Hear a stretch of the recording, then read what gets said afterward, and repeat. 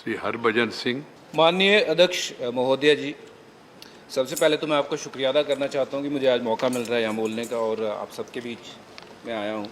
तो माननीय महोदय जी, मैं अफ़गानिस्तान में गुरुद्वारे और सिखों पर हो रहे हमले के बारे में बोलने के लिए खड़ा हुआ हूँ। ये एक ऐसा मुद्दा है जिसने न केवल दुनिया के किसी भी कोने में रहने वाले हर सिख की भावना को आहत किया है, बल्कि ये एक सिख होने की पहचान पर हमला है। इस तरह के हमले हमें कई सवाल करने के लिए मजबूर कर देते हैं कि ये हमले हमारे ऊपर ही क्यों हमें निशाना बनाया जा रहा है।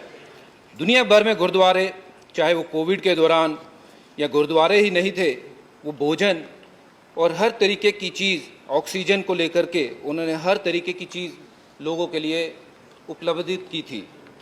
स्वतंत्रता के बाद के समय की बात करूं तो देश के सिखों के योगदान के बारे में हम सबको पता है। जीडीपी की बात करूं, रोजगार की बात करूं या दान धर्म की बात करूं तो सिख हमेशा सबसे आगे रहा है। सिख समुदाय भारत और अन्य देशों के बीच संबंधों में एक मजबूत कड़ी रहा है। वो अपने साहस, पराक्रम और कड़ी मेहनत के लिए जाने जाते हैं। और ये सब होने के बावजूद हमारे साथ ऐसा सलूक क्यों? 18 जून को काबुल में गुरुद्वारा दशमेश पिता गुरु गोबिंद सिंह करता पवन में कई धमाके हुए। परिसर की ओर जाने वाले किले और दरवाजे के बाहर उग्रवादियों ने गोलियां चला दी, जिसमें 2 लोगों की मृत्यु हुई और कई घायल हुए। 25 मार्च 2020 को आईएस के बंदूकधारियों ने आत्मघाती हमलावरों ने काबुल के गुरुद्वारों पर राय साहेब पर हमला किया। बताया जाता है कि इमारत में 200 लोग थे, जिसमें बच्चों समेत 25 सिखों की मौत हुई।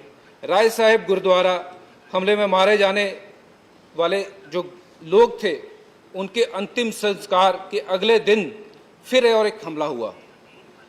2018 में एक आत्मघाती हमलावर के पूर्वी शहर जलालाबाद में एक सभा पर हमला किया गया। उसके बाद सर, मैं आपको बताना चाहता हूं कि अफगानिस्तान कभी हजारों सिखों और हिंदुओं का घर था, लेकिन दर्शकों के संघर्ष के कारण ये संख्या कम होकर मुट्ठी भर रह गई है। 1980 के दशक में अफगानिस्तान में 2,20,000 सिख और हिंदू रहते थे। 1990 के दशक की शुरुआत में ये आंकड़ा गिरकर 15,000 और 2016 में गिरकर 1,350 हो गया है। जलालाबाद के हमले के समय 1,500 सिख थे। अब उसके बाद लोगों ने ये सोचा कि हम यहाँ नहीं रह सकते। तालिबान के सत्ता में लौटने से 300 लोग और कम हो गए, 300 सिख और कम हो गए हैं। अब केवल वहाँ पे 150 के आसपास। प्लीज हरभजन जी 0 और को 3 मिनट ही टाइम देते। आपने अच्छा महत्वपूर्ण विषय उठाया, मगर नहीं मैं अलाउ करूंगा, मगर वो रिकॉर्ड पे नहीं जाएगा। देख रहे तो स्टॉप होता है। राइट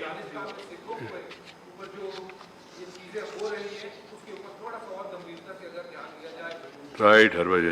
हरभजन जी हमारा जाने माने क्रिकेटर है, सबको मालूम है।